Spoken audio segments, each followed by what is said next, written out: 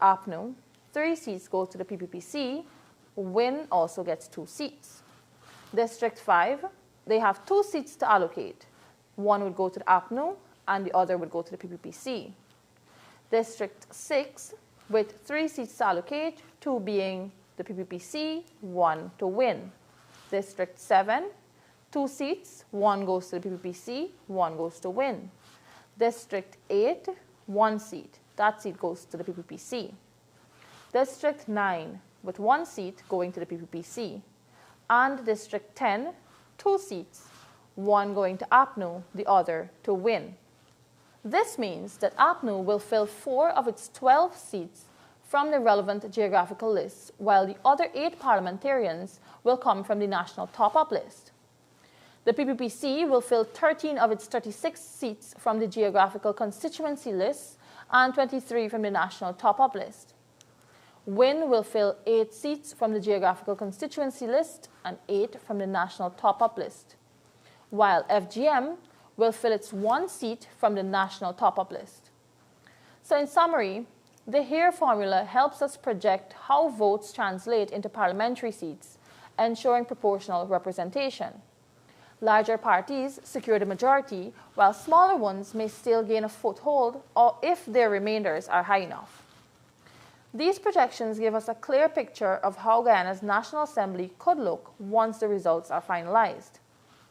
Again, these are, of course, projections based on the election returns. The official allocation of seats rests with GCOM once the final results are certified. What this exercise shows us is how every vote adds up and how even a small remainder can make the difference in winning a seat in Parliament. I'm Ramona Luti, and this has been your Ignite Elections Update.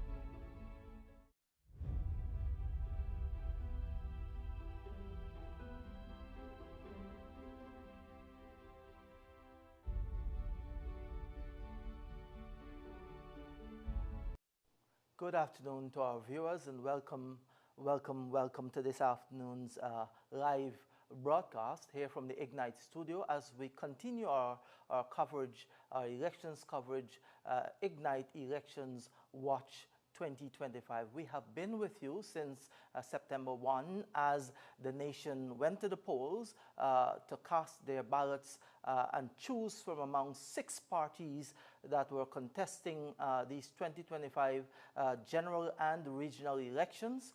And polls closed quite promptly according to law on 6 p.m.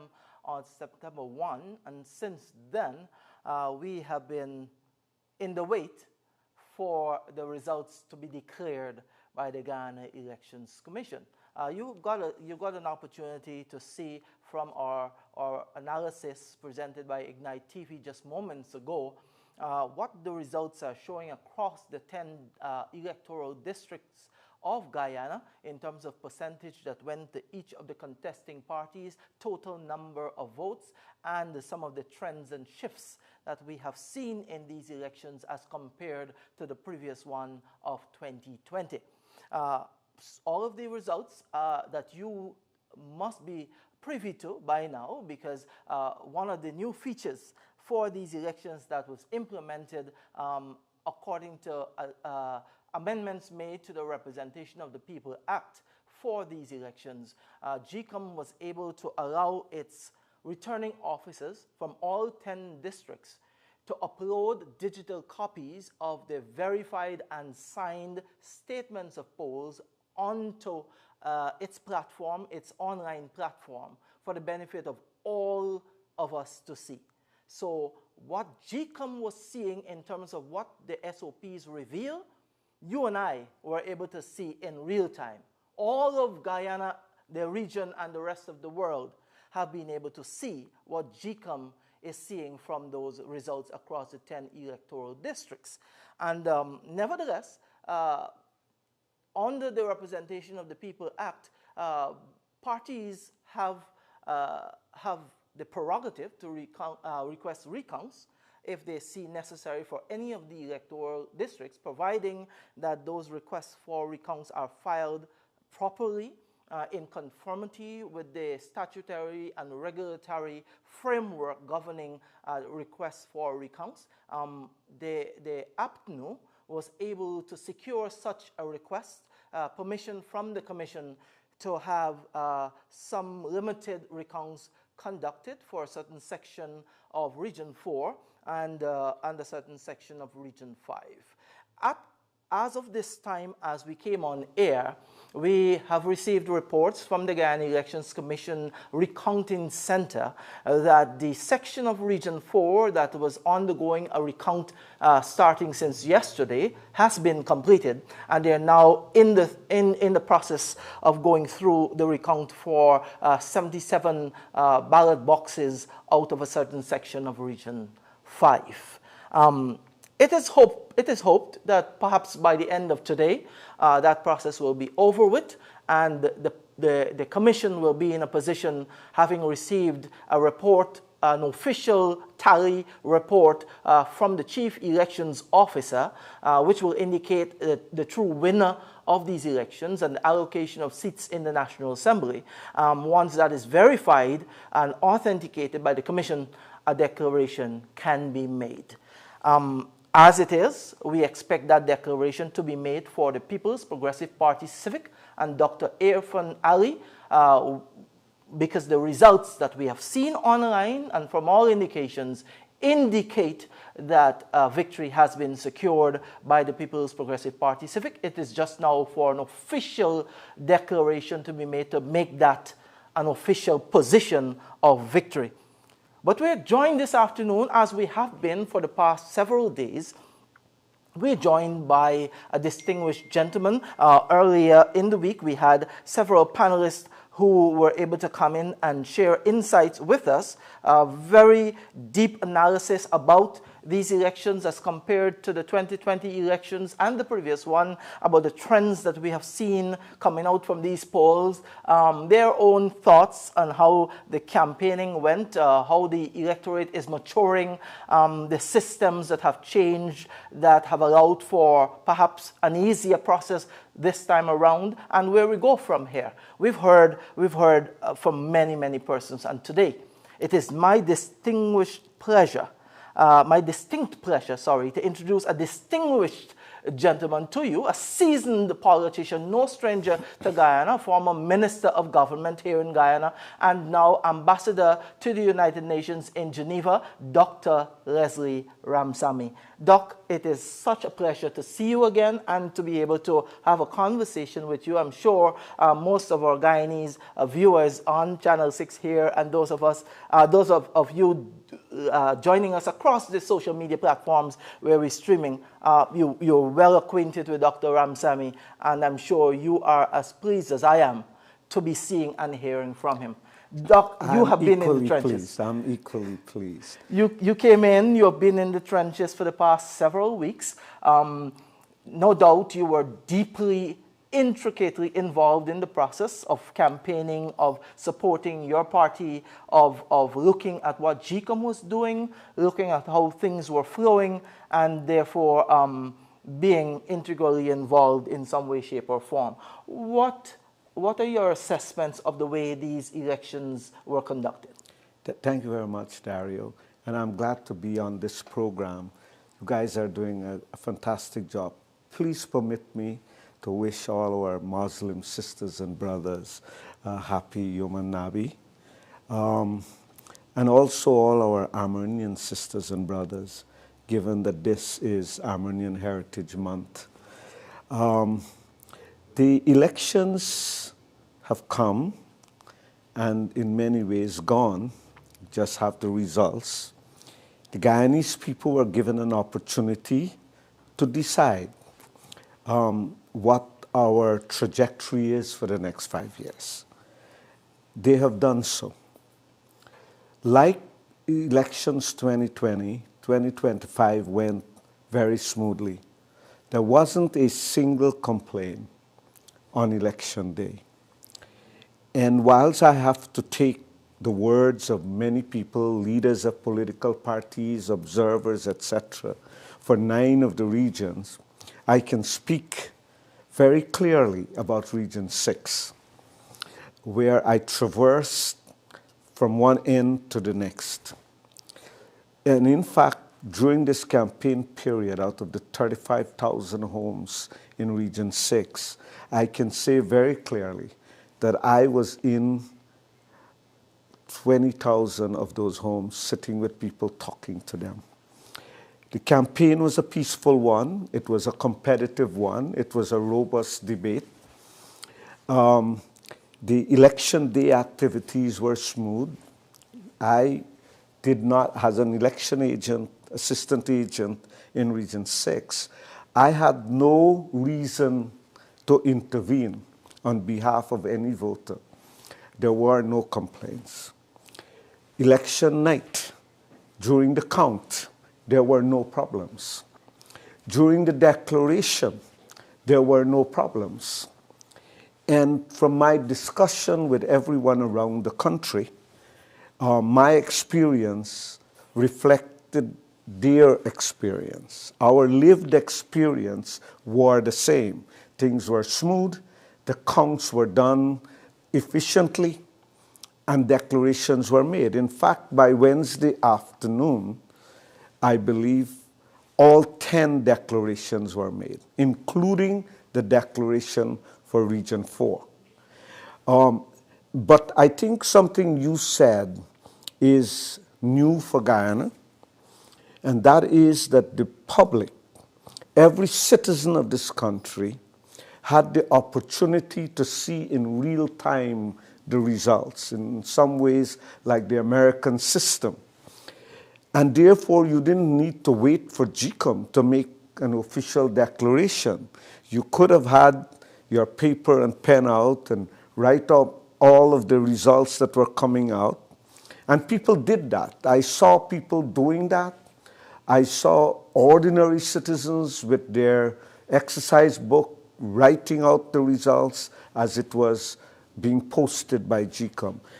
And as you know, GCOM learned from the People's Progressive Party, because in 2020, on Wednesday evening of the election, the People's Progressive Party published all of our SOPs for the whole country to see. So we all knew we didn't have to wait for a party leader. We did not have to wait for GCOM to tell us. We are an educated people. And whilst we all can't read science journal, and we all can't read very big books as well as each other, we all could very well look at the results and determine who were the winner. And it was clear on Wednesday afternoon that President Irfan Ali, that the people had decided that President Irfan Ali deserved a second term. And they elected him to serve a second term. But we also must be realistic as Guyanese. We knew that somebody is going to find some reason to complain. And in that, I want to take you back to what you just said. You said we are an educated people. And in that framework, we have heard the observation from many observer missions that have come to Guyana for many years, indicate that the system that we have in GCOM for polling is perhaps one of the most robust systems anywhere in the Caribbean and further afield. When a voter goes to a polling station, well, even before we get there, the process to go through the registration, verification of the list, and finalizing of the official voters list. And then on polling day, when you get to a polling station, there's such a robust system in place. The checks and balances. You have to go to one officer and present your ID. That officer calls out your ID name, the name on your ID, goes to the official list, finds your information there, calls it out openly to everyone in the room, and I'll tell you who is in the room in a moment.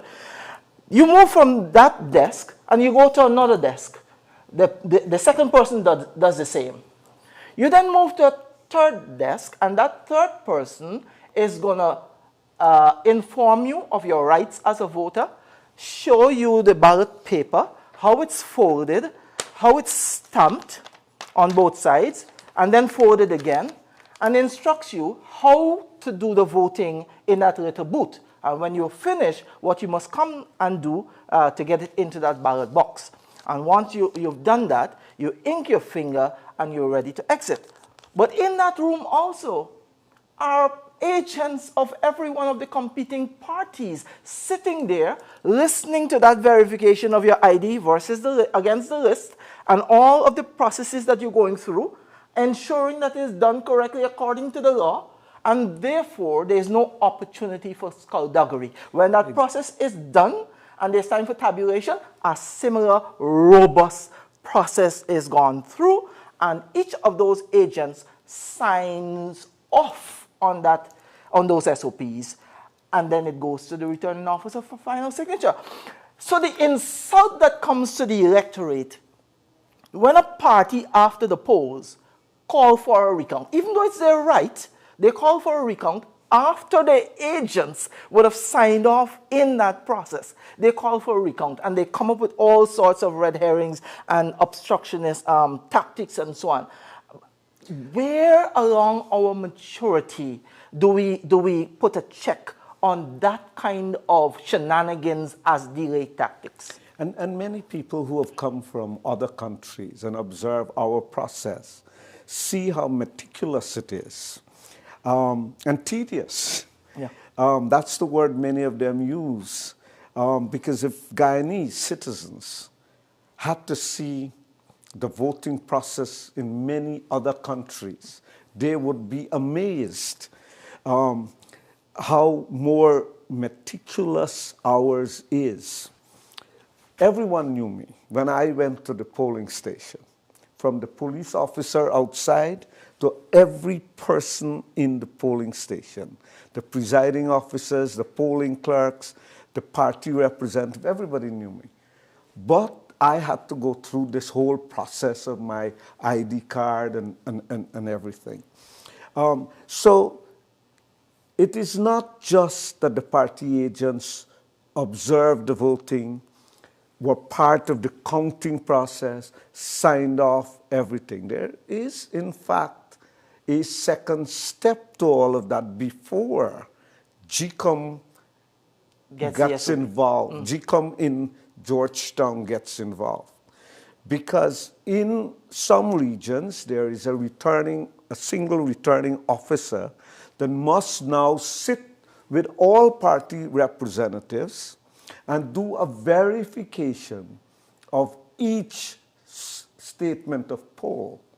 So he actually reads it out, puts it on a screen. That was a new thing for 2025. Puts it on a screen, and every party representative must look at that statement of poll, make sure it reflects accurately their statement of poll. It's the exact copy of it. And then it comes to the national GCOM officials. In our case, in Region 6, and similar in Region 4 and Region 3, my region was divided into 3 districts. And each district had to do a verification of the SOPs, and then each district brings it all to the RO, who does another verification and reads out the result. So there is very little room for skullduggery, if any at all. And for me, it is unfathomable that anyone would be able to, to successfully complete any skullduggery. From voting, you see, I still have it. And every Guyanese citizen who voted. So I think that the process of asking for a recount is not just an insult to the intelligence of the Guyanese people. It is, in fact, an insult to your own agents, because your own agents were there and they signed off. You didn't trust your agent? Why did you put them there? It is your responsibility to choose competent people to observe, to be your eyes and ears, and you place them there. And now you are questioning their judgment, but worse yet, their honesty. And so we all knew exactly what it was. It was a delaying tactic. It was an attempt to find reasons to derail the election once again. But the Guyanese people know, and I want to say to my sisters and brothers out there that whilst we have accommodated some effort to delay this process, by tonight, this process will be over. And by tomorrow, or even later tonight, I suspect more likely tomorrow, the president will be sworn in. And that is not bullying anybody. In fact, it is withstanding the attempt to bully the country. This country cannot wait to move on. And somebody asked me before I came here, so where do we go from here? Last election, by the no confidence motion, somebody asked the vice president, where do we go from here? And he said, straight to government.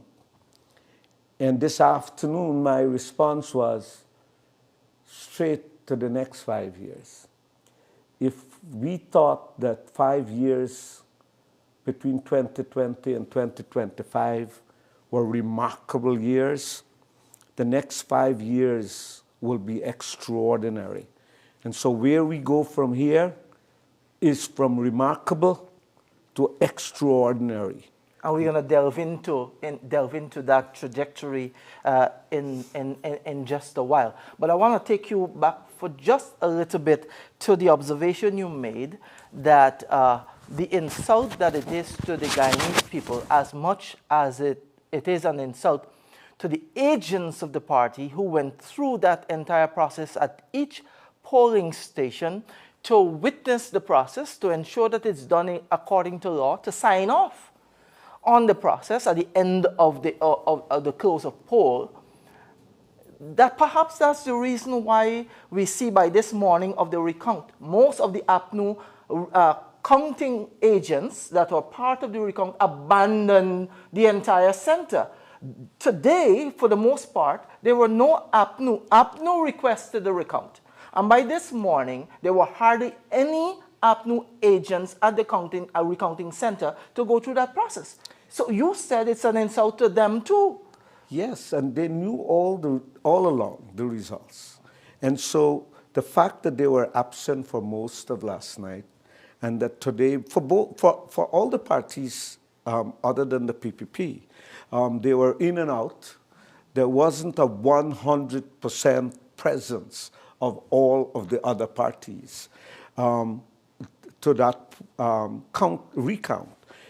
And remember that whilst APNU is the one that got the permission for a recount and was granted a recount, that the Azuddin Mohammed-owned party, I usually say owned party and not the leader of the party, because that party seems to be a private ownership, that they also wanted a recount. So you would think that they will be present there. They were not, because they knew the results. And so this was a blatant and even malicious attempt to delay the inevitable.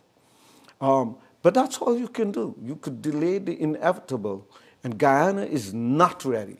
I would say this very, very bluntly. Guyana is not ready, Guyana is not willing, and Guyana will not allow a 5 months delay. So hopefully Sunday we have a president sworn in. But to compound the hilarity of it further, Doc, the leader of the APNO has written to the commission requesting that the entire elections of 2025 be quashed and that there are sufficient grounds for new elections to be set. Notwithstanding the fact that more than 200 observers that came from overseas and more than 500 local observers, part of the Guyanese stakeholder community, have all indicated without exception that throughout the conduct of the poll, they found absolutely no evidence to indicate that a voter's right to exercise his or her franchise was compromised, that the GCOM system to execute a proper election was compromised, or that the outcome of the elections could have been impacted negatively by any administrative difficulty experienced throughout the conduct of the poll. Notwithstanding that, here's a leader who wants to be president of Guyana asking GCOM to nullify the entire thing. Well, it's not just the hundreds of observers, right? There were 2,790 polling stations in this country. There were approximately 15,000 party representatives in the polling station. The counting was observed and the participation of over 15,000 party representatives. And until the declaration of the results, not a single complaint from anyone. It was when the results were declared. A result, by the way, that they all anticipated, because prior to the election, they moved from winning the election to begging their supporters to help them reduce the PPP from a majority government to a minority government. So they themselves expected the results that they eventually got from the Guyanese people. And there was no complaint until the results were declared. Once the results were declared, there was this desperation to find something.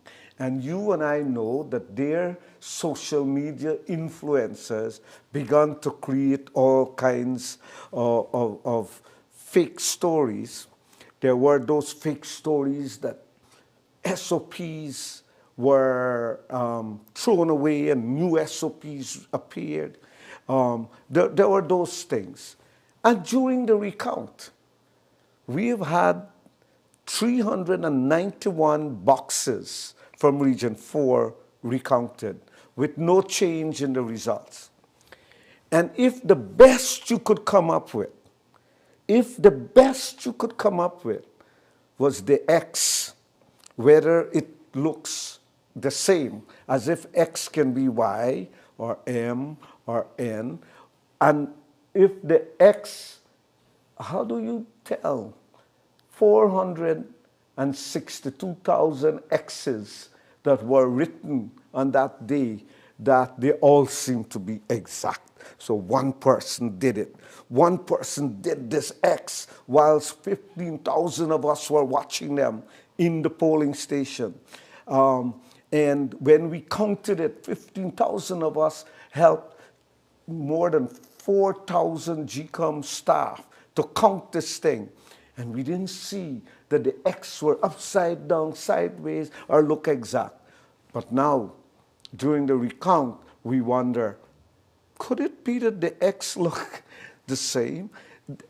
But there are guidelines by which the intent of the voter is determined during the counting process. And the law. And a right, lot. the legal guidelines that says that once the intent of the voter is clear, then it's a valid vote. Yes. But Doc, you're a seasoned politician. You would have seen what governance looked like in the period 2015 to 2020. You would have seen the challenges that Guyana faced and the people of Guyana faced under a coalition government. And then the people of Guyana got a chance to get governance by the PPP again under Dr. Mohamed Irfan Ali. And so perhaps quite a unique phenomenon that the Guyanese electorate were able to very nicely juxtapose 5 years versus 5 years. 5 years of APNU and AFC versus 5 years of the PPP. Governance versus governance. Policies versus policies. Delivery versus delivery. The General Secretary of the PPP said when the campaign started that there are 3 things on the ballot. Trust, who you can trust to promise and deliver.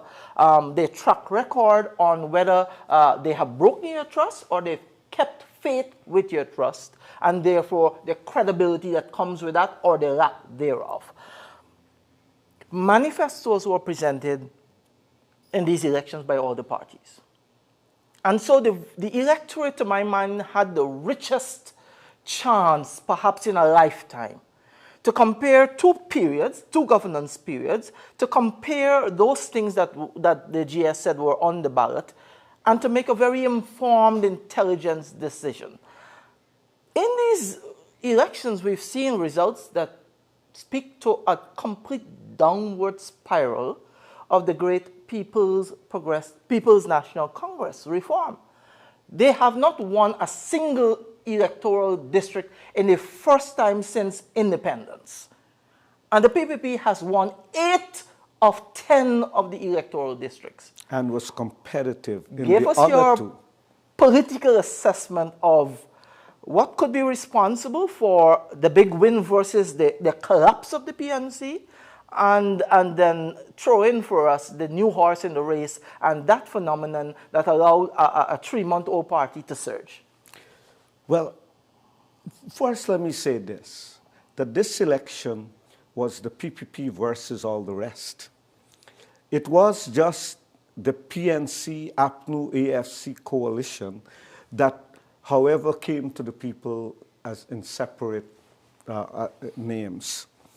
And so if you look at this election, for the PNC as a party, the people in 2020 decided that they had to have a change of government, given the experience of the 2015-2020.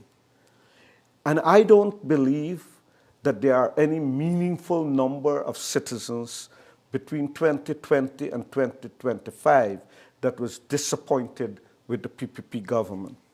And in fact, soon after the 2020 election, I was walking through South Georgetown, and many people told me, Doc, we didn't vote for y'all, but we are happy that you are in government.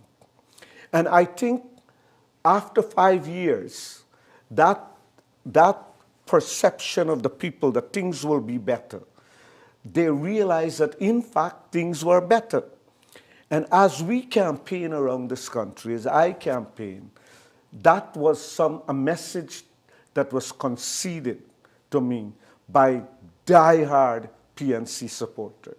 I walked through New Amsterdam, I walked through Gibraltar, Cortland. These are diehard PNC strongholds for 60-some years. Manchester under quarantine.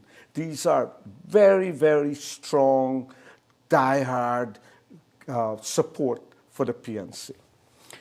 And they all conceded that the PNC let them down in 2015, 2020.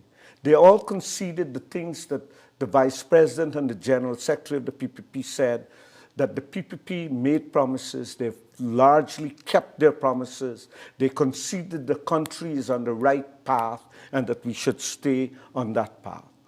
But in politics, there is loyalty. There is loyalty to parties. And many supporters would tighten their belt, squeeze their belly, their nose, and still support a party because of loyalty. Many supporters of the PNC, however, that discomfort with their party was more than their performance in 2015, 2020. They were disappointed that the PNC-led coalition would so blatantly try to thief an election. It embarrassed the supporters of the PNC, and they never recovered from that embarrassment. It is why, unlike elections of the past, in 2020, the PNC could not galvanize their people to come on the street because the people knew that they had lost the elections and that they were embarrassing them. It is why they can't do it this time around. And so those supporters that were disappointed with their governance, that felt embarrassed by their behavior in 2020, were looking for a new place. They found that place in Azzuddin Mohammed's win. Many of them. Some voted for the PPP, some stayed home, hence the lower turnout, and others decided we will still give them a chance, right? But their descent into the abyss is now them paying a price for letting people down, for insulting the intelligence of people, and it will be a long haul coming back. 109,000 people, mostly the supporters of the PNC, decided to vote for somebody who had no policy, who had no plans for this country, and the people know that they can't run this country. They don't have the kind of people to form a government. And yet they went there because they wanted to give a lesson. That was a rebuke to the PNC, it's a rebuke, wasn't it? And that's what it is. It's a rebuke. So two things happen in election 2025. The majority of Guyanese people wanted to stay the course, don't change the path that we are on, that believe that Guyana is on a special journey. And so the PPP, in spite of the low turnout, increased the number of voters. There were about 20-some thousand fewer voters in this election. But the PPP increased its number of voters from 233,000 in 2020 to 240,000 in 2025. And when you look at the box-by-box result, you will see that the PPP increased the number of votes from traditional hostile community. In London, by more than 1,000. By more than Region 1,000. Yes. And in New Amsterdam, which has been a bulwark of the PNC, in New Amsterdam, by more than 1,000 votes. So it wasn't a huge exodus to the PPP, but those who did not vote decided that they no longer could put their interest in the hands of the PNC, and they were not willing to find a landing in Win, so they stayed home. Most of these voters for the PNC. And so the PPP has justified, the people of this country in a larger number have said, let the country continue on the path it is on right now. And another large component decided that the main opposition in this country for 60-odd years, the PNC, whenever the PNC is in opposition, they've always been the lead opposition party, that it's time to teach you a lesson. You must listen to us, or you will suffer the fate of other political parties in this country who have come and have gone. The AFC paid the price similar to the PNC, excepting the AFC base has been much smaller than the PNC. So when the bulk of their supporters decided, we're going to teach you a lesson, it left them with nothing. And so they are not going to be in Parliament. Where do you see that dynamic going? Will it hold? Do you see those who have rebuked their party, the PNC, by giving their vote to a newcomer with no policies, clinging to that, or perhaps in a few years drifting back into camp, or being convinced finally that the PPP deserves a chance of their vote? I am not a consultant to the PNC, but I could tell them what to do. And they have a lesson within their own ranks, right? In 2011, the PPP lost our majority. We stayed in government, but we lost our majority because some of our supporters drifted away from us into the AFC. And many stayed home. And many stayed home. So in a smaller number than what has happened to the PNC, but we answered the call. And by 2015, we had regained much of that AFC support, particularly in Region 6 and Region 2, the agriculture belts of this country. And what has happened now is we have made inroads in all the other parties. But the AFC support has completely gone. The PNC can learn from that. And the people of this country no longer tolerate certain things. We want to be like other countries. Jamaica had an election on Wednesday. By 9 o'clock their time, the whole country knew who won. Not only who won, the elections were not officially declared, but the leader of the opposition that lost the election by 9 o'clock in the evening conceded the election and congratulate the winner without an official result, similar to the United States, similar to the UK. It also happened in Trinidad. It happened in Trinidad. The Guyanese people no longer feel that we should be the laughing stock of the world. An election was had. The people have decided, why can't we all honor the voices of the people? And it seemed to me, Doc, that the maturity has advanced in the electorate. As you pointed out rightly so in 2020, they couldn't galvanize anybody to break up the country as they wanted. People saw what was happening, and people did not come onto the streets and follow those mischief. Here in 2025, even though we're seeing some delay tactics and so on, people have seen the results. They can see for themselves. They saw it was a clean campaign. They saw it was a clean elections, and people are not budging in that regard. It seems to me, therefore, that the maturity has happened in both our electoral process and with the electorate. What is keeping our politicians from rising to the occasion like we saw in Trinidad and Jamaica? I think if you look last night... Sorry, the PPP, in fact, conceded in 2015 when the PPP lost the election.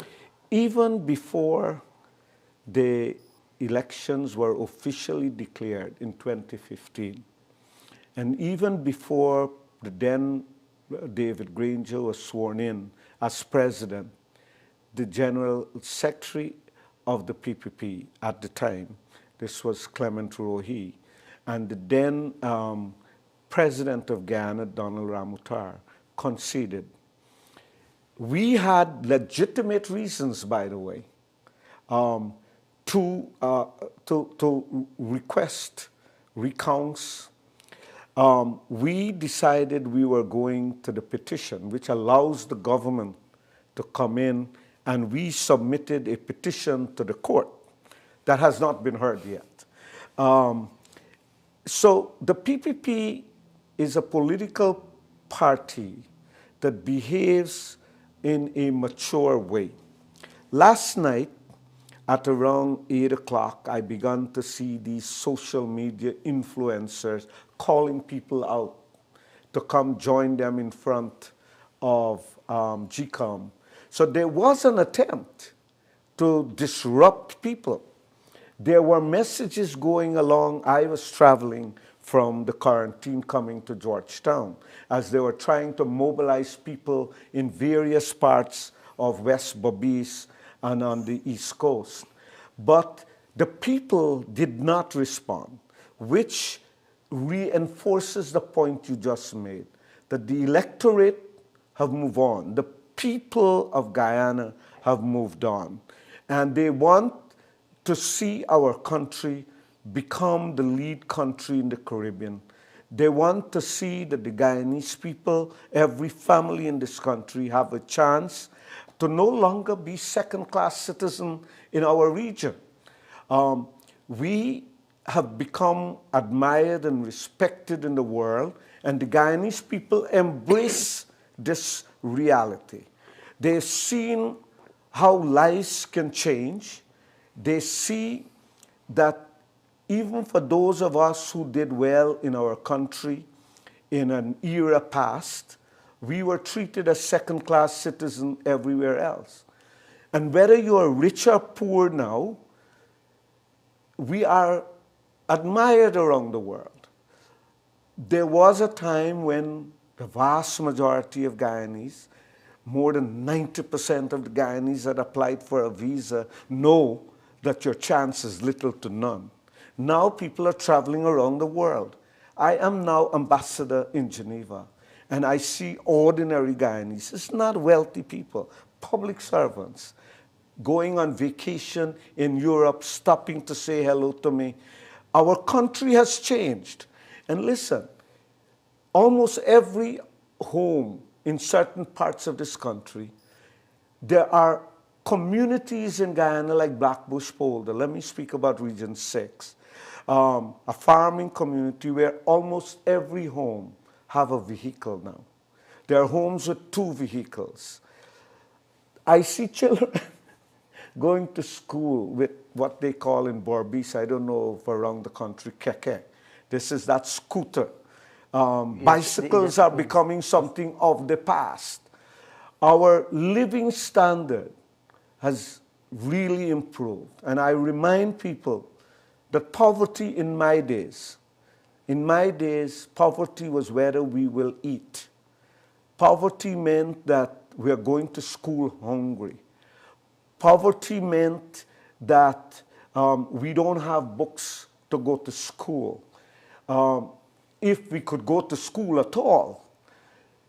Today, poverty is still here, but very few families could say that real poverty is about their food. It's now children wanting tablets and laptops, children wanting iPhones. We have even transformed how we dream. Because my dream as a teenager, big dream by the way, it was a really, really big dream, was I'm going to start work and I'm buy a bicycle. Can you imagine telling youngsters in this country that you dream about buying a bicycle? They're dreaming of buying a Mercedes once they get to work. My generation, if we fall in love and we want to get married, we got to think about living with your parents, one of the parents.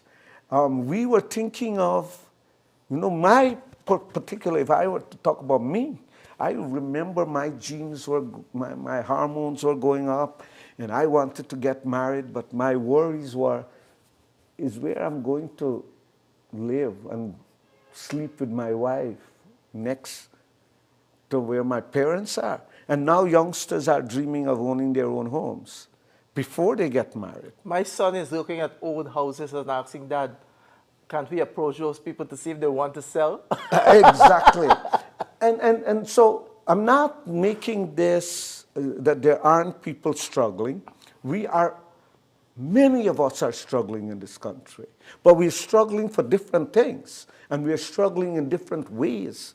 And you don't have to worry about going to school anymore, because every child can go to nursery school now. Every child can go to a primary school. Every child can go to a secondary school. And we are moving now that not only allowing a child to go to secondary school by moving them to a dorm, but building the school near where they live.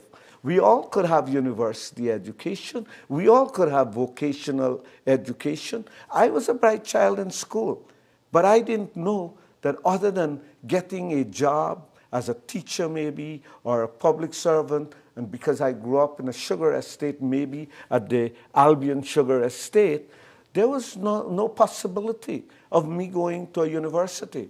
But now, if you think that something is depriving of you from these opportunities, it is something that you need to navigate better, because no one is deprived of these opportunities. The government create enough opportunities for us. The governance policies of Dr. Ali over the past 5 years brought all of those things you just highlighted into effect, and they will continue broader and deeper for the next 5 years. But I was going to make the point, because of that, because the electorate is not as worried anymore that new taxes will come, that we wouldn't have development, and all these things, their focus has shifted to the behavior of their leaders.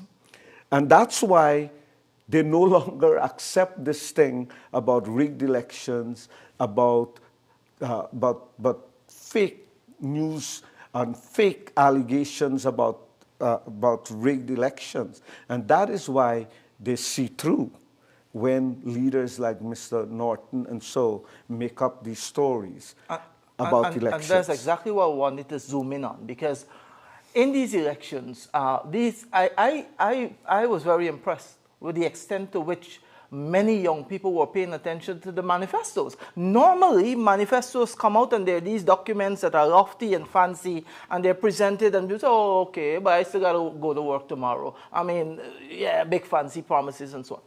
I was really impressed to see young people going through line by line, policy by policy, comparing whether it... I saw a group of young people in London doing an evaluation about sustainability and feasibility of some of the ideas based on their understanding of economics and what kind of resources are flowing to the country from oil and the traditional sectors and so on, the build-out that is happening, and whether some of these things would be sustainable. And so I wanted to ask you, to what extent do you believe in these elections, the electorate having that opportunity to do a performance evaluation, to tick the boxes of delivery, not delivered, couldn't trust you on this, you lied to us on this, we can't put you back, and at the end of it determine, we want to renew your contract or we want to fire you and bring in that guy. To what extent some of these policies that we saw over the past 5 years and the ones to come, which do you believe would have resonated more with the electorate about what we've done and where we're going? Okay. And one of the reasons why is that a lot of time people talk about statistics and so development is on paper, but the citizen didn't feel it. And I think what you saw in the last 5 years is people felt the development. It touched them. Development came to every gate and every door in this country, whether it was through some cash grants or so, but the educational opportunities. And whilst some people out there may not realize it, Guyana quietly has become the leader in many aspects. One, there are more PhD students in this country today than in any other Caribbean country. Imagine that.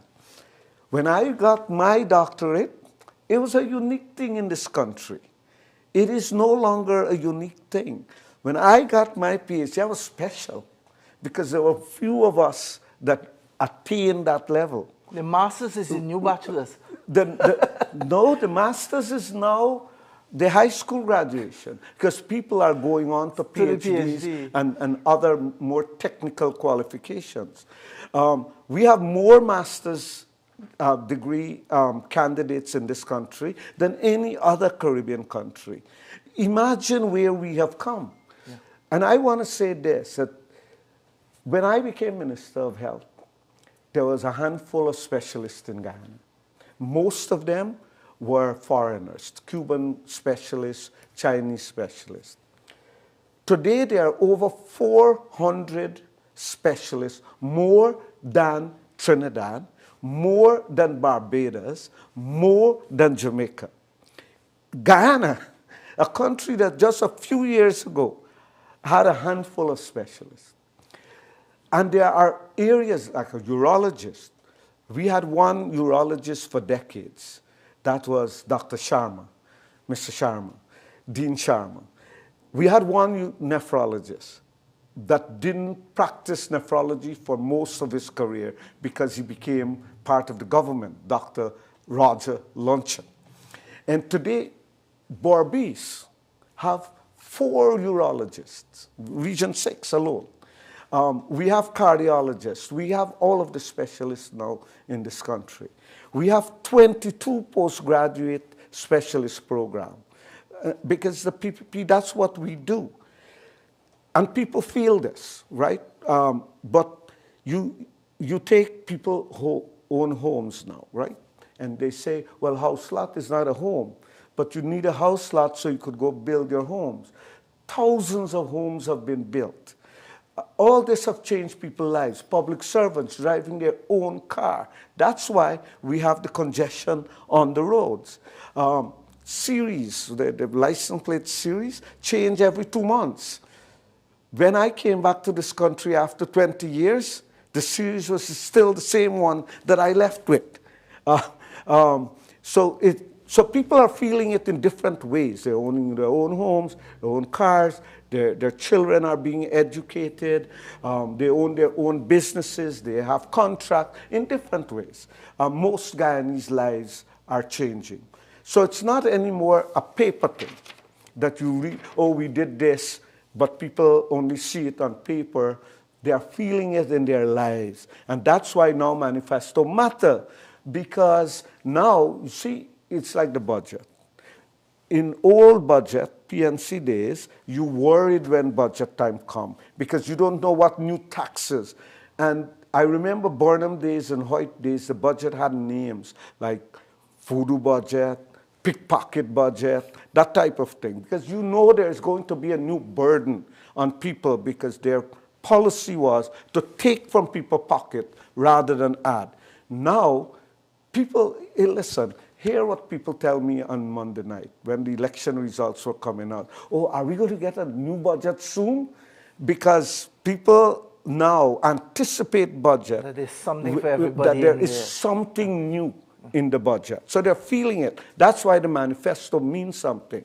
And let me say this, that when the PPP publishes a manifesto, it is something they sat around, they brought the experts in, they consult, and so you remember the talk, you can't eat bridge, you can't eat roads, because this is the highways and so. And suddenly, Guyanese realize that our country cannot give us what we want unless we modernize and expand our infrastructure. We no longer want to see the open bridge, the bridge that will have to open, and every other country have a high-rise bridge. We look at Suriname with some envy because they got the high-rise bridge. We want a high-rise bridge. Are we getting one? And we're getting them now. So it's not just the practical utility of these things, the pride it brings in your country. As a citizen now, we feel like, hey, we country is getting like them. We soon will look better than them. And that brings pride. Outside of the utilities that it improves our lives in many ways.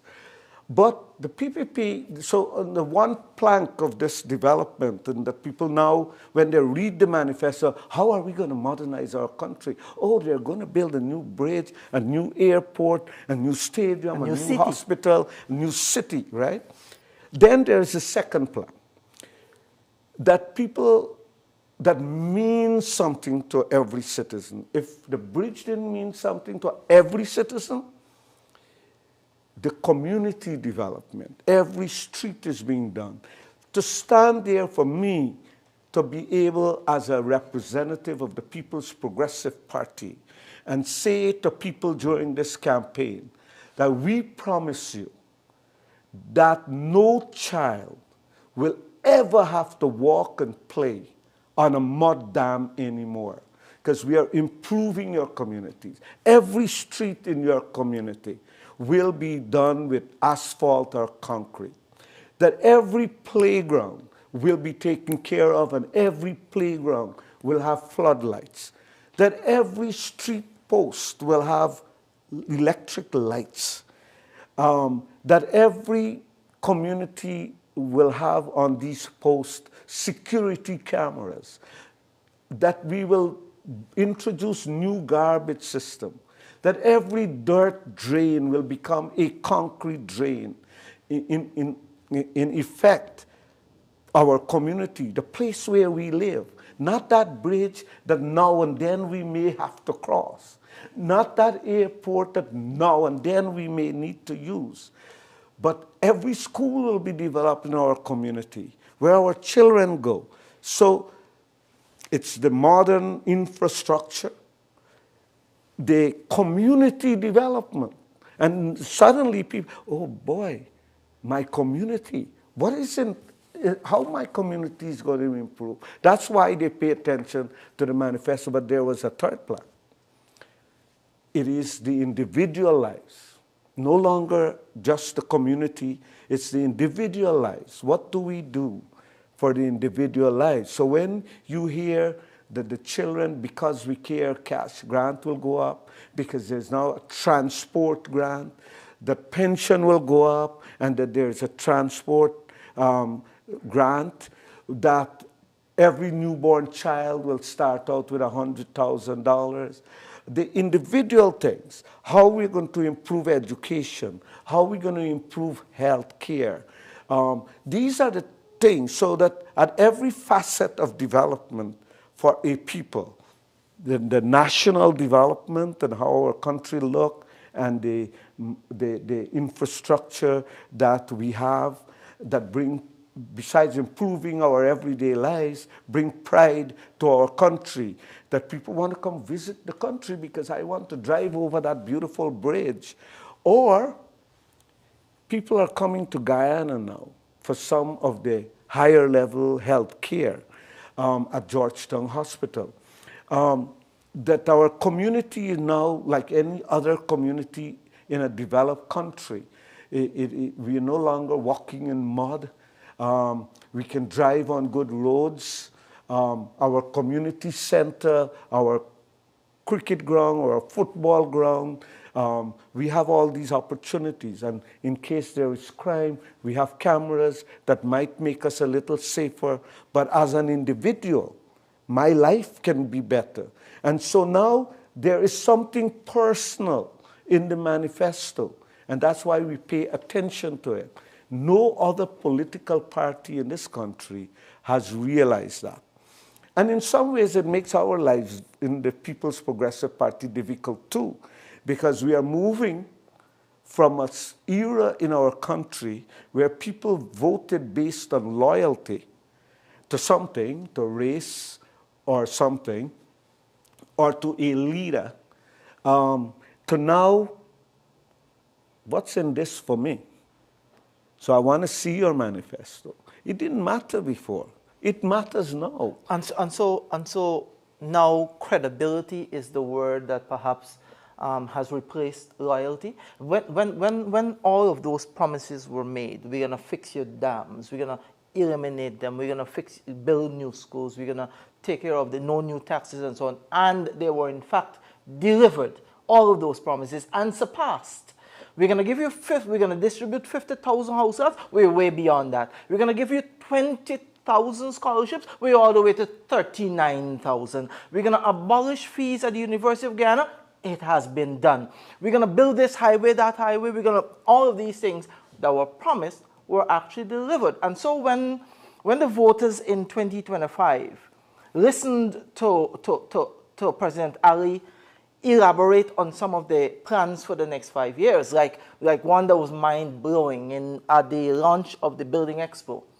The president said, it is no longer in the next 5 years a plan to just give you house lots. We will build homes for you. And the backlog in the system, applications in the system amount to about 80,000 at the moment. And for all those 80,000 applications, we will give you a house, not just a house lot.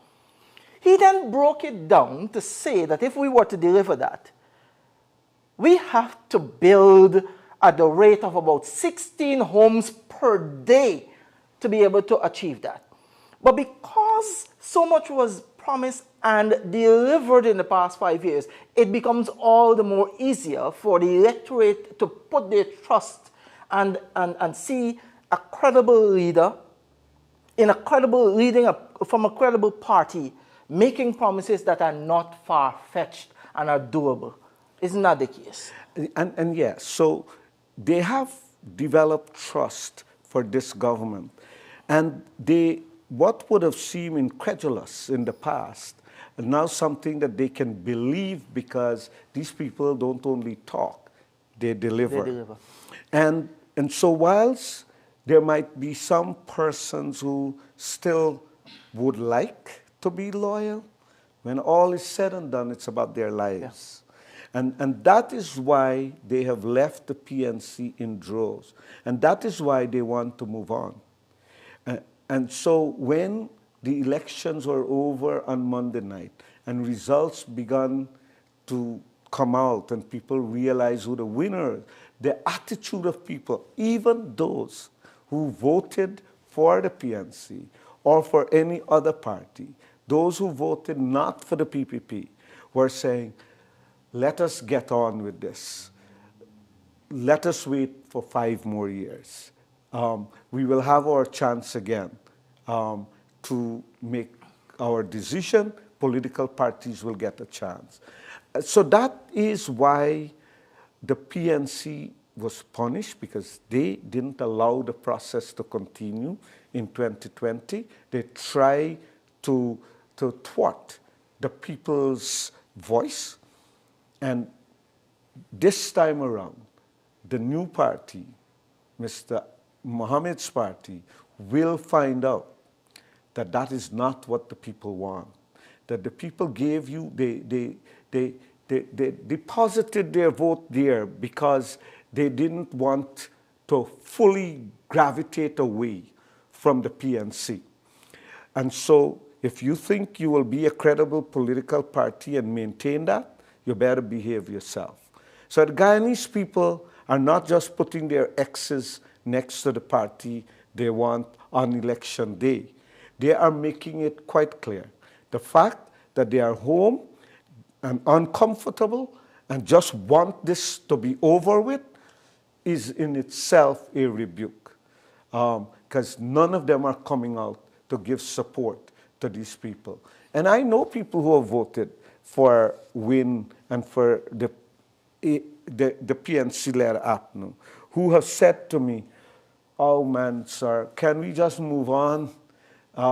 We're done with this election. We want to see what the new government can do for us. So I hope, and my call to Mr. Norton, Mr. Azuddin Mohammed, to the other leaders, Manza might be, not might be, well, I don't know who they will choose, but it looks like her party will have a seat in the parliament. And for those listening and who've been calling me still worried, don't be worried. The PPP is the new government, will continue in government. President Irfan Ali will continue as president. And from what has been seen because after 391 boxes have been recounted, there is no change. The PPP is going into this parliament with 36 seats. The Win Party will go in with 16. The APNU will go in with 12. And Manza's party will go in with 1. And so, whilst I'm not the authority, but I have the same numbers that GCOM has. And when they are finished with the declaration, that would be what it is. And hopefully that declaration will be made tonight, tomorrow morning, for swearing in on tomorrow or Sunday. Ambassador Ramsamy, President Irfan Ali has emerged as a global thought leader. He has wooed the Caribbean. He has assailed many of the misgivings people across the region have had about Guyana. He has placed Guyana on a trajectory of leadership that is unprecedented in the region. And on the global stage, he has brought our country where we were before with the low carbon development strategy. He has brought it back and has advanced our recognition as a leading advocate for climate change and now for biodiversity. You're sitting in perhaps one of the best engine rooms of geopolitics in Geneva, where all of the global leaders and thought leadership happens in terms of what's happening in the world. How is Guyana being looked at? How is President Ali? We've seen the accolades. He has gotten awards almost on every continent. Paint a picture for us of 2030 with President Ali finishing 2 constitutional consecutive terms and Guyana being 1 decade along on its transformational agenda, 2030. So Geneva is, in terms of representations from around the world, every country is represented in Geneva. It is where a UN office is. It is where the WHO sits, UNAIDS, etc.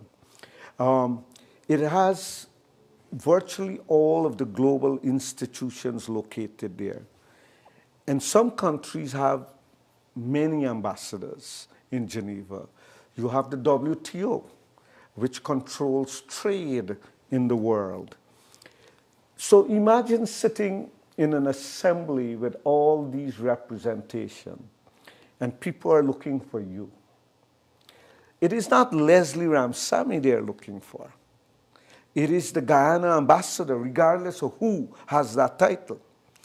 Because suddenly, Guyana is the country everyone talks about. Now, I have been in Geneva for many years.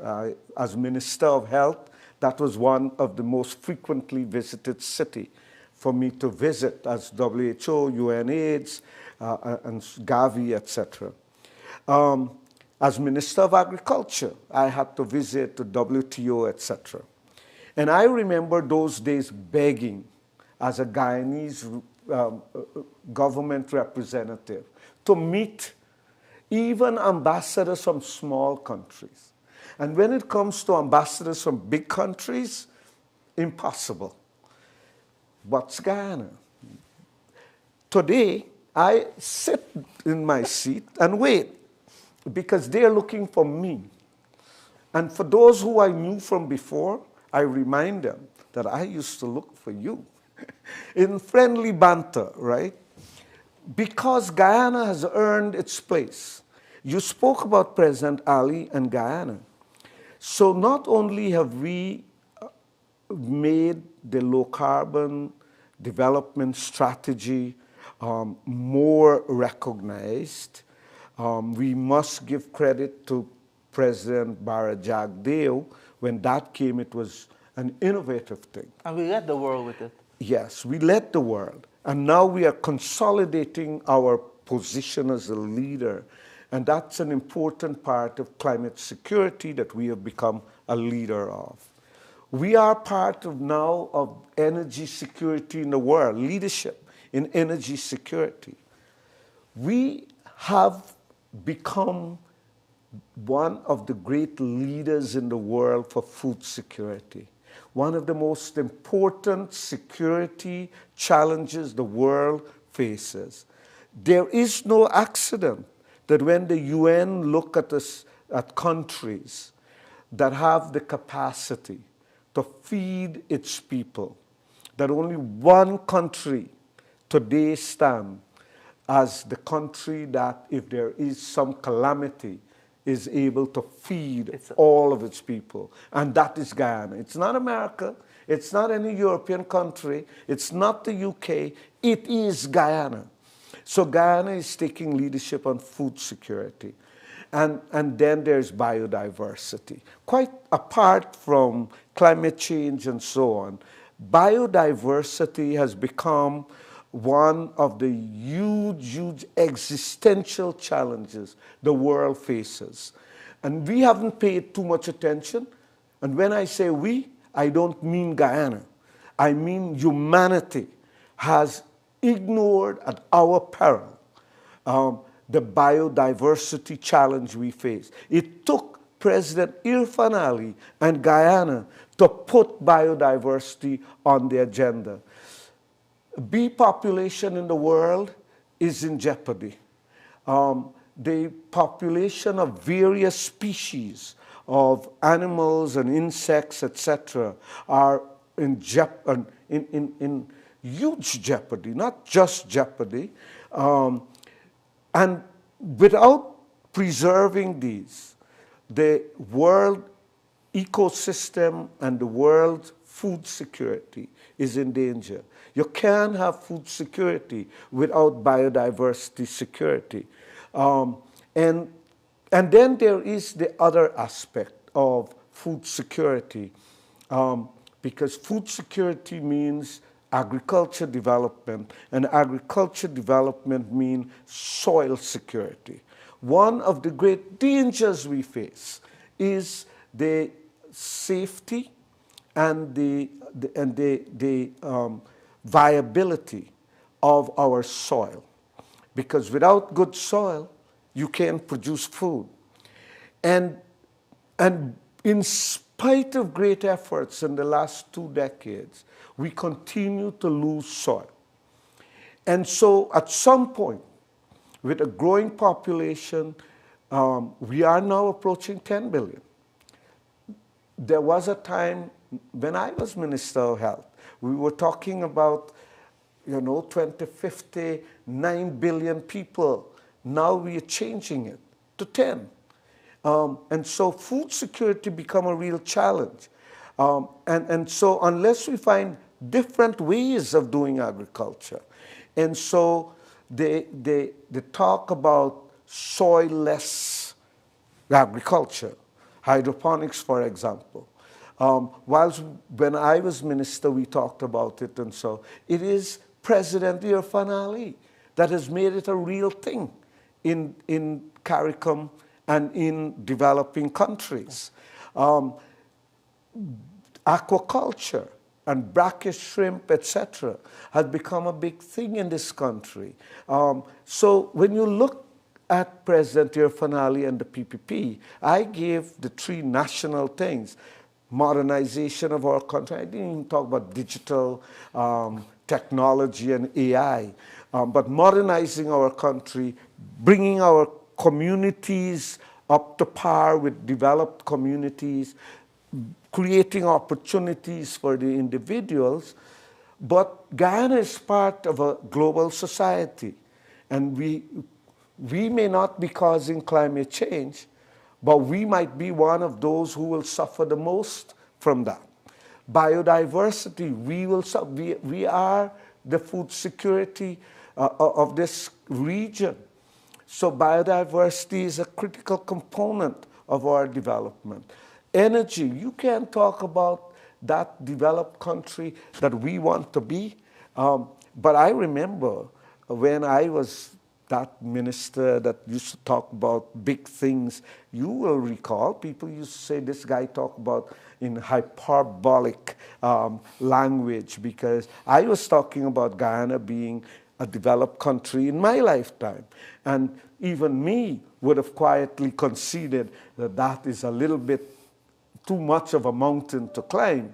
And yet, here we are. We can, in fact, become a developed country in our lifetime.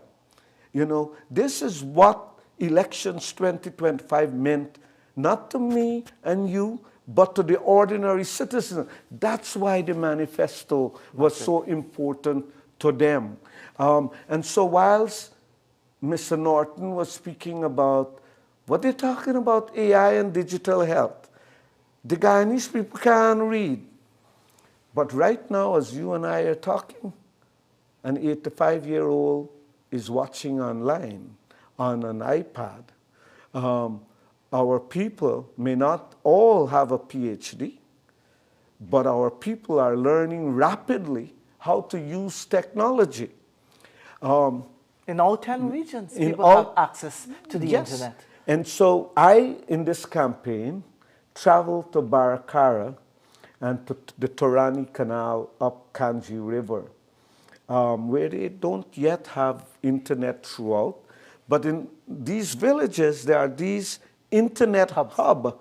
And so knowing that I have to be in contact with Georgetown and with New Amsterdam and with my command center in Albion, we were stopping at these hubs so I could communicate.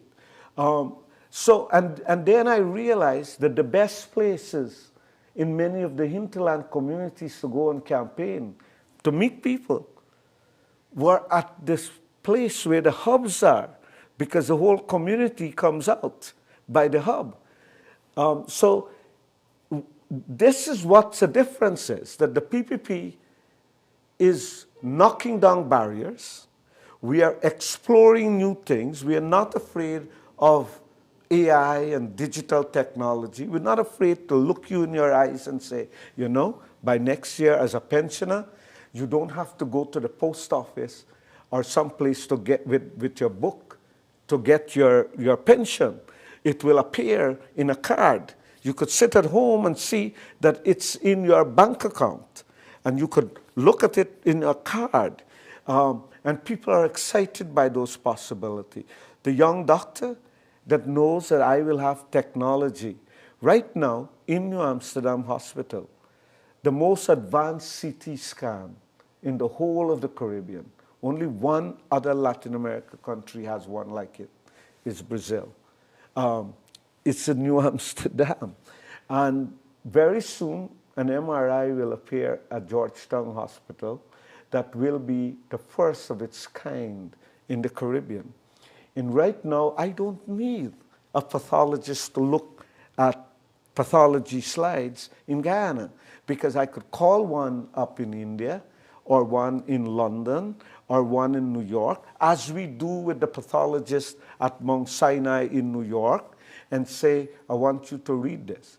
In the past, we would have had to prepare a slide, a specimen, and send the specimen to New York, where they prepare the slides and so. Now I don't have to do that. I can do everything in Guyana.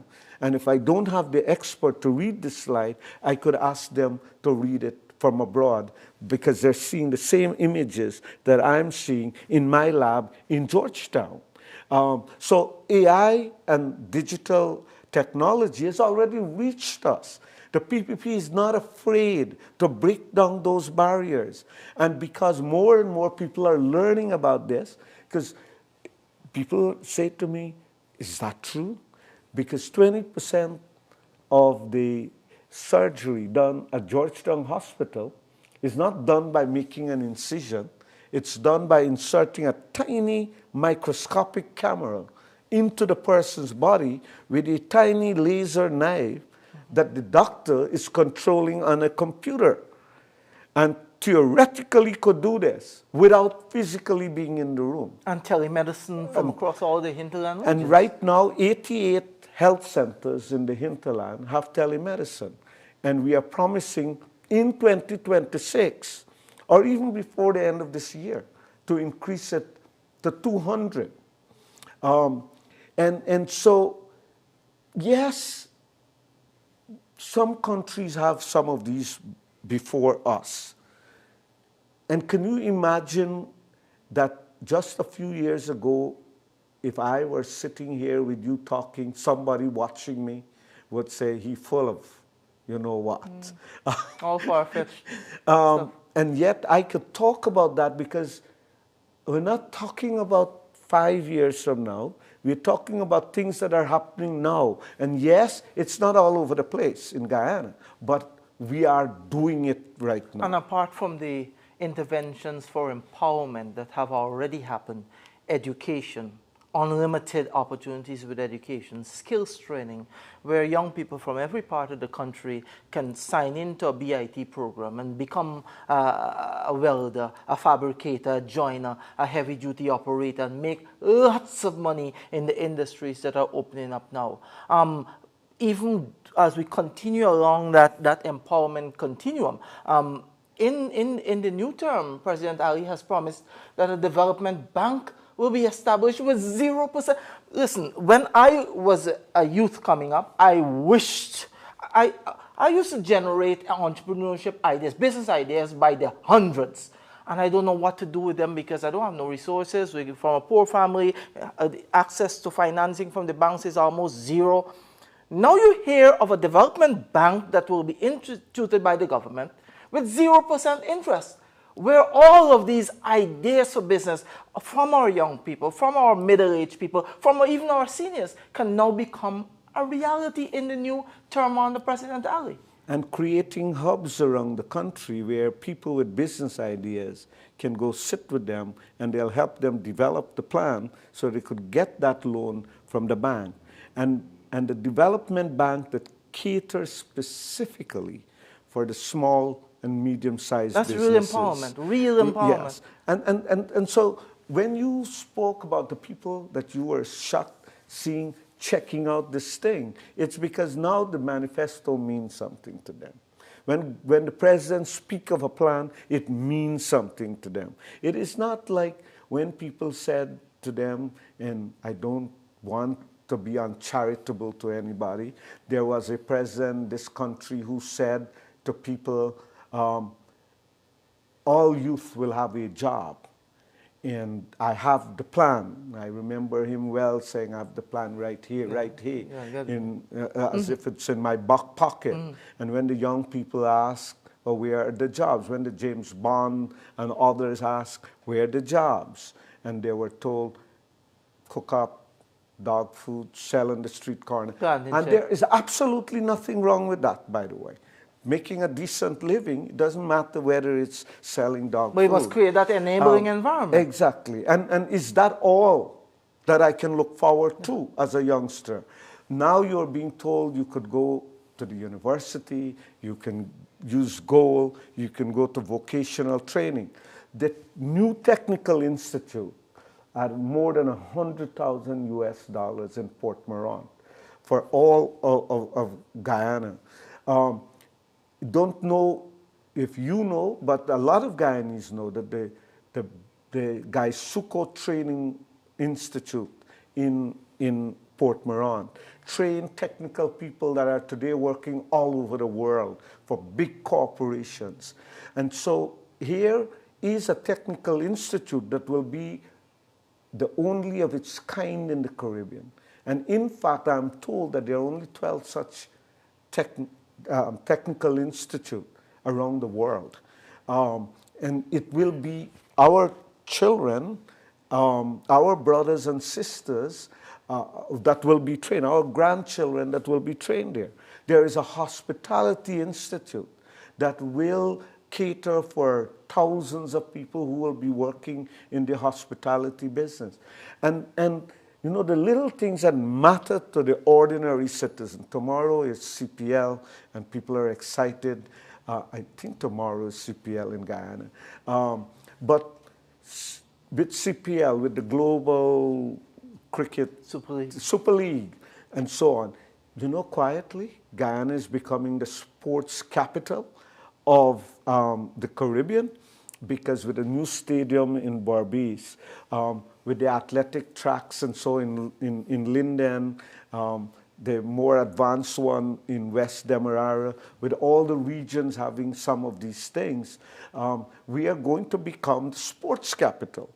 What does that mean? Not only opportunities for our sports people to develop, but the hotels, the restaurants, etc. So suddenly, there are people, I've met ordinary people who I know love to cook and so, and they feed me all the time when I go to Barbados, who are suddenly thinking, I can have a restaurant, right?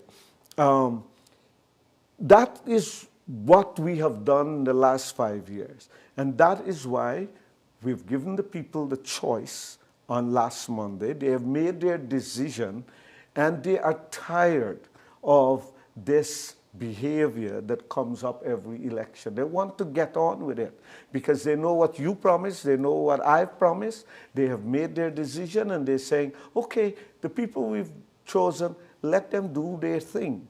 And if they don't deliver the way they told us, 5 years from now, we will make our judgment. You can come again with some better plans. And so, Ambassador Ramsamy, it's no surprise, therefore, that in these elections, when we would have heard President Ali versus Norton versus Mohammed versus the others making their promises, it's no surprise, therefore, that having heard Norton scoff at the scholarships, the 39,000 scholarships all Guyanese people are benefiting from reputable universities around the world, to say that his master's was from England and those that are being offered on gold are wishy-washy, to insult so many of our Guyanese people, and then to say, instead of building out all these housing schemes and generating so much empowerment through housing, I'm going to subsidize your rent. And then to say that he will abolish the Global Super League cricket that has generated so much excitement and camaraderie and unity among our people through that franchise every year it comes. It's no surprise that President Ali has won these elections by more than 100,000 votes ahead of the closest rival, more than 10% of the disparity. It's no surprise. No, because the tone deafness of those opposition leaders, and I was making the point before when I talked about digital technology, and so when Norton says that the ordinary Guyanese citizens are incapable, it's an insult to thousands of your own supporters. When you talk about the gold scholarship and its wishy-washy, there are thousands of your own supporters.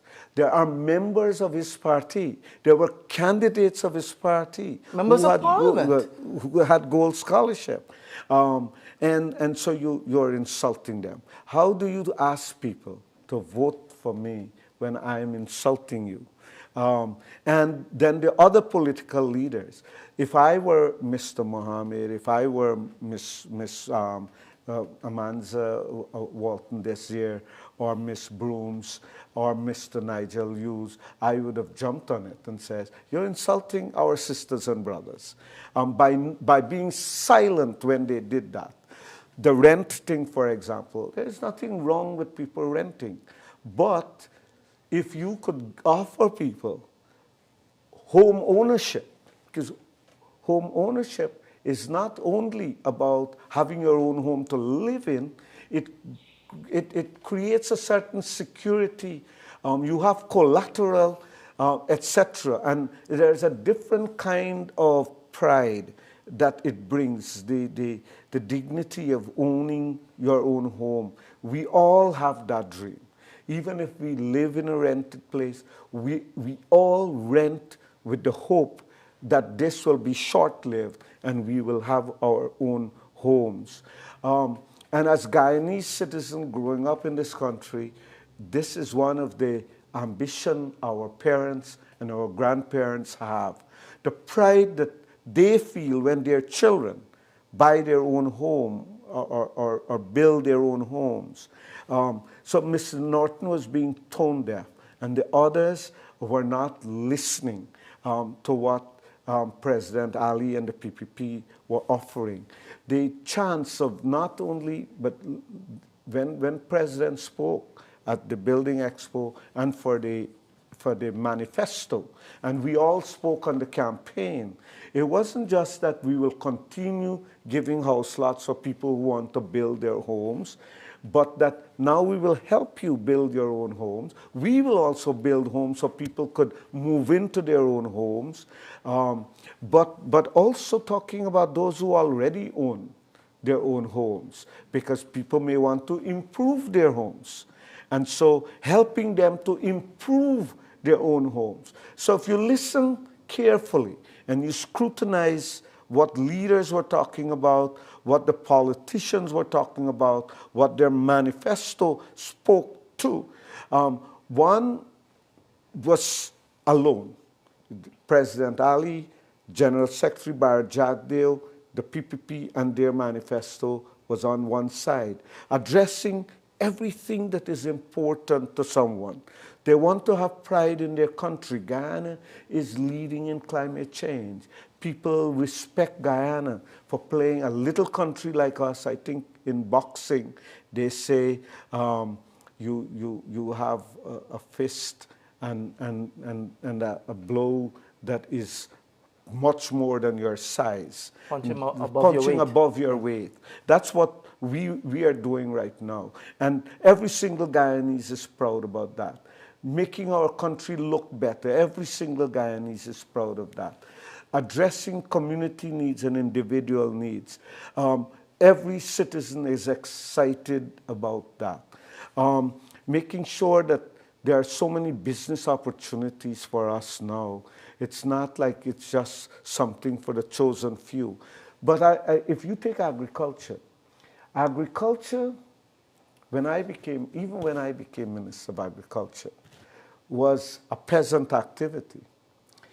Even though some farmers are making a better living than a guy who owns a shop. But the shop owner, who was struggling for survival, was a businessman and an entrepreneur. The farmer was a peasant. And so what we did is try to transform who's a farmer. He's an entrepreneur, because people don't realize that the biggest investor in this country are the ordinary farmers. The rice farmers alone in Guyana invest more than $50 billion a year annually. It's not a one-time investment capitalizing a business and then making money, because for rice and for farming, it's an investment every year. And so if you take Linden, you take Bath Settlement with Charlotte, Bath Settlement alone, feed this whole country with that vegetable, the whole of the Caribbean. You take Black Bush Polder, it could supply the whole of the Caribbean with tomato. But why is cash crop not a big thing in this country? Because we haven't yet developed the capacity to export what we produce, like we export rice. And this is what Guyana is doing right now, developing that, so transforming the small farmer, whether it's in Baracara or it's in Wisma, wherever, to produce things that they can export. So suddenly, this peasant farmer is an entrepreneur and an exporter, right? So you see that we have touched lives in various ways, in different ways. When that family in Linden gets into their car and driving to see a game, you know, and now we'll have more opportunities. Right in Linden with two stadiums. Yes. and to say that, hey, vacation don't mean leaving the country anymore, right? Inward tourism. Yes. When the highway to Latem is completed. And now you can drive. Brazil will become our new playground? Brazil is a playground, but Linden is a playground. Different parts of Guyana is a playground for the Brazilians. And whilst we may get into Brazil and it's our playground and provide some opportunities for their business, we're still small. Our way as well. It's the big numbers that are coming our way.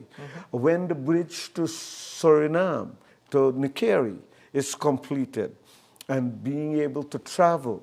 So a Linden family decide Friday afternoon, we're driving out, we're going to Paramaribo or French Guyana.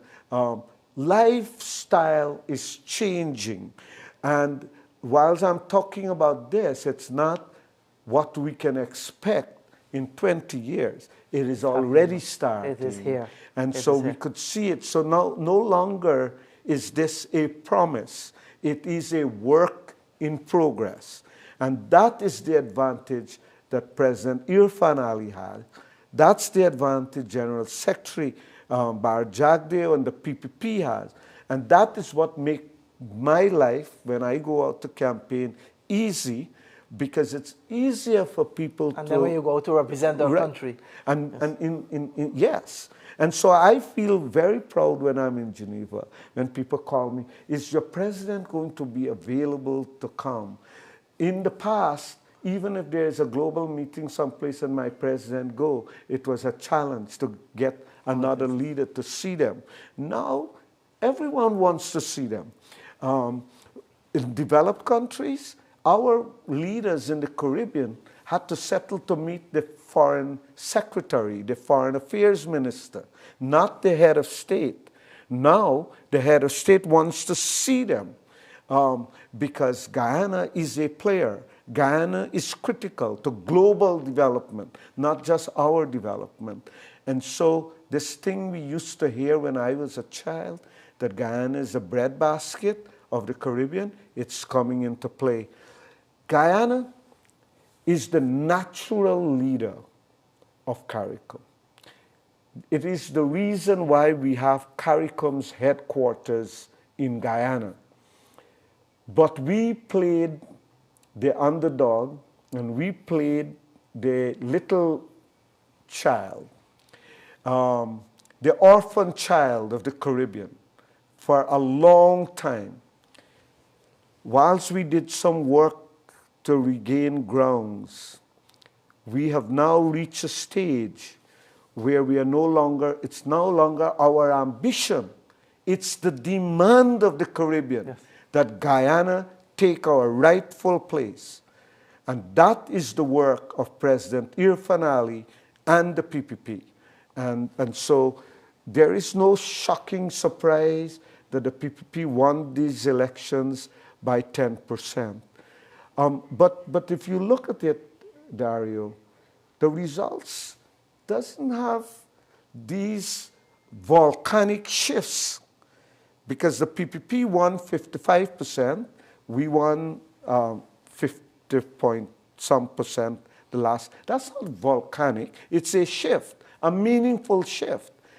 When they talk about Region 4, since free and fair election re-emerged in 1992, the PPP has always been between 40 and 48%. Region 4 was always that a little too elusive target, but we were always coming close. And this time we won it with 48%, 48 point some percent. But it's not a figure that is something we didn't achieve in the past. We've come close to that before. So what has happened is that we kept our base, we solidified our base, and we had some of those people who support other parties say, these guys deserve my support. And those who couldn't bring themselves to support the PNC any longer, they decided, we will wait and see a little more what the PPP has to offer. In the meanwhile, I'm not willing to stay home, so I'll deposit my vote someplace. That's the benefit that Azzuddin Mohammed has. So this is where we are today. And where we go over the next few days, Ambassador, today is September 5th. Guyana went to the polls on September 1, 5 days down the road. What do we see over the weekend? Today is Friday. What do we see over the weekend? What is the transition we're looking at? Well, I think tonight we are going to finish. I think we are close to finishing Region 5 right now. And therefore, all the declarations will again be finalized by tonight sometime, even before midnight or just after midnight. At that point, the CEO, the Chief Elections Officer, will present his report and present it to the Commission. And then the Commission approves that. Within minutes of that declaration, the President could be sworn in. And I don't think we will wait. I think it would be the wise thing that as soon as the Commission approves that report, that the President is sworn in. Now, you know that the shenanigans is not over. Because in previous elections, what happens is when the CEO presents the report to the Commission, the commissioners could play games. They could not attend the meeting, and therefore there is no quorum. Excepting they can't do it forever. Because if they don't show up to the meeting to approve that result, the chair of the commission convenes the meeting without notice within 24 hours, whether they come or not. And so once this is done today, and the commission call that meeting either tonight or tomorrow, the longest they can delay it is 24 hours. And then the swearing in could occur, and I'm sure the President would want to have an inauguration where he invites the public to come, and he will make his inauguration speech. I expect that one way or another to be completed on Sunday. So for the Guyanese public who is still anxious and who is saying, when will this be over? It's around the corner, and I hope. And quite likely, high probability that Dr. Leslie Ramsamy will continue to serve at the pleasure of the President. Yes. We have been talking with Dr. Leslie Ramsamy, former Minister of Government under the PPPC, our current sitting ambassador to the United Nations in Geneva. He has been sharing his views on the elections of 2025. He has provided great insights into the political landscape as we see it, as we have seen it over the past few decades, and where Guyana is heading for the next 5 years and beyond. We want to thank you so much for having stayed with us on Channel 6 and across the various social media platforms where Ignite TV Elections Update 2025 has been streaming since September 1. We ask you to continue to tune in to us as we bring you more insights from distinguished guests from all walks of life, from across officialdom, from across the body politic, from across the private sector, from across civil society, our youths. We will bring perspectives to you into the rest of this evening, into tomorrow, and as things develop at GCOM and wind down towards the swearing in of the President for a second term, we will be there to bring it all to you. So stay with us, and thank you for having joined us.